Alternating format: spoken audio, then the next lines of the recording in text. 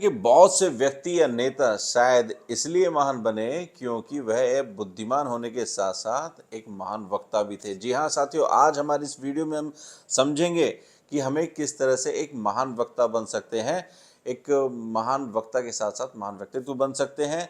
अपनी अपने चाहे समाज हो, अपना फैक्ट्री हो, अपना बिजनेस हो, अपना व्यापार हो या कोई भी काम हो, जब तक हम एक अच्छे वक्ता नहीं बन सकते तो हम उनको अच्छी तरह से लीड नहीं कर सकते, क्योंकि हम अपने विचारों को अच्छी तरह से रख नहीं पाते हैं, अच्छी तरह से हम अपने विचारों को समझा नहीं पाते हैं। तो इसी कारण से क्या होता है, हमें बहुत बड़ा नुकसान हो जाता है और हम अपने जीवन में भी कहीं ना कहीं सफलता से बहुत कोसों दूर हो जाते हैं। साथियों, आपने देखा होगा बड़ी बड़ी पार्टियों के जो लीडर्स होते हैं, अगर मैं बात करूं मोदी जी की, तो वे अपनी बात को जो है ना जनता तक बहुत आसानी से पहुंचा देते हैं, बहुत ही सरल भाषा में पहुंचा देते हैं। उनका कनेक्शन जनता के साथ में बड़ा अच्छा है, जिससे कि उनको क्या होता है, बेनिफिट भी होता है और लगातार कई बार जीतने के बावजूद वह सत्ता पे काबिज हैं। इसी प्रकार से कोई आपकी कंपनी है, अगर उसको जो लीड करने वाले हैं अपनी बात को, अगर मान लीजिए ऑनर सभी फैक्ट्री के जितने भी वर्कर्स हैं या जो उसके उपभोक्ता हैं, अगर अच्छी तरह से उनको बात तक पहुंचा देते हैं, उनको समझा देते हैं, तो क्या होता है, वह एक सफल बिजनेसमैन या सफल वक्ता कहलाते हैं। जैसे कि रामदेव, पतंजलि के जो रामदेव जी हैं, आप उनको भी इसका उदाहरण लेकर चल सकते हैं। वे अपनी बात को जो है स्वदेशी के रूप में जो प्रचार करते हैं और लोगों तक, जनता तक जो है अपनी बात को मुखरता से जो है उनके पास तक समझाते हैं और उन तक पहुंचाते हैं। वह एक प्रखर वक्ता के साथ साथ एक बिजनेसमैन भी हैं। साथियों, मैं आज अपनी इस वीडियो में आपको बताऊंगा कि आप भी एक सफल वक्ता कैसे बन सकते हैं और सफल वक्ता के बनने के साथ साथ सफलताओं की सीढ़ी कैसे चढ़ सकते हैं।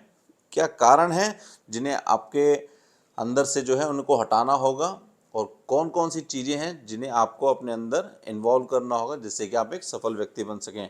साथियों, आपने देखा होगा कि कई बार जो है कई लोग होते हैं, वह बहुत ही अच्छी तरह से बातचीत करते हैं, चाहे वो पार्टी में हो, रेल में हो, बस में हो, कहीं पर भी हो। वह अपनी बहुत ही, उनका जो बात करने का तरीका होता है बहुत ही अच्छा होता है, बहुत अच्छी तरह समझाते हैं। लेकिन क्या होता है कि जब भी उन्हें कहीं भीड़ भाड़ वाले इलाके में बोलने के लिए उनको माइक दिया जाता है या माइक्रोफोन उनकी तरफ किया जाता है कि भाई आप संबोधित करिए, तो क्या होता है, वही व्यक्ति जो बहुत ही अच्छी तरह से बात कर रहा था, बहुत अच्छी तरह से समझा रहा था, अचानक से उसके पैर लड़खड़ाने लगते हैं, जबान लड़खड़ाने लगती हैं, पसीने आ जाते हैं। क्यों होता है ये सब? क्योंकि कहीं ना कहीं जो कारण है वह मैं अपनी इस वीडियो में आगे बताऊंगा, लेकिन यही जो कारण है उसको एक सफल वक्ता नहीं बनने देते हैं। साथियों, अब आपको सफल वक्ता बनने के लिए क्या क्या करना होगा और क्या क्या चीज़ें आपको अपने अंदर से इन्वॉल्व करनी होंगी, वह मैं आपको बताता हूँ।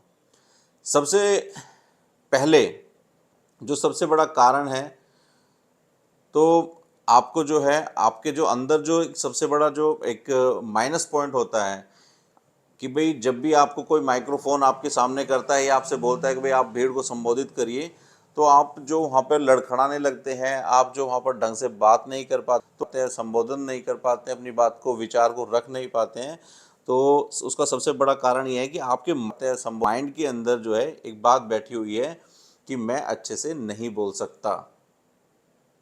तो सबसे पहला जो कारण है, जो आपकी आवाज़ का लड़खड़ाने का हुआ, पैर लड़खड़ाने के हुआ, पसीने आने का हुआ, आप बिल्कुल आप भूल जाते हैं कि आपको बोलना क्या है, उसका सबसे बड़ा कारण क्या है कि आपको यह लगता है कि मैं अच्छी तरह से नहीं बोल सकता। और दूसरा सबसे बड़ा कारण है कि आपको लगता है कि जो मेरे जो विचार हैं, जो मैं अभी रखने जा रहा हूँ, वह बहुत ही निम्न स्तर के हैं, जिससे कि कहीं ऐसा ना हो कि जो मैं अपने विचार प्रकट करूं तो लोग उन विचारों को सुनकर मेरे ऊपर हंसने लगें।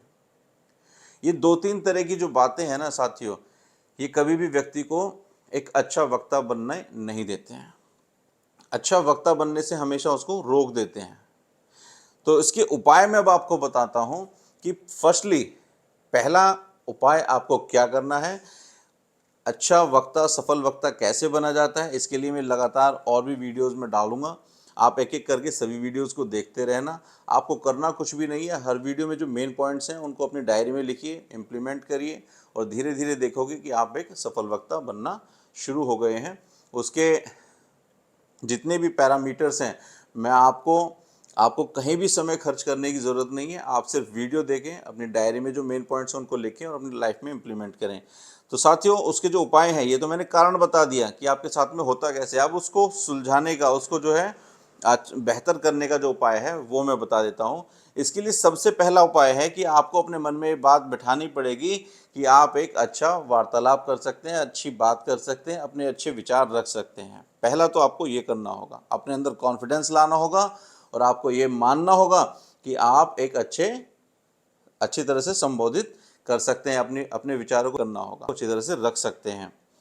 और ये नंबर दूसरा पॉइंट जो है, यह सोचकर चलना होगा कि अभी आपके अंदर जो थोड़ी बहुत कमियां हैं उसमें सुधार की ज़रूरत है।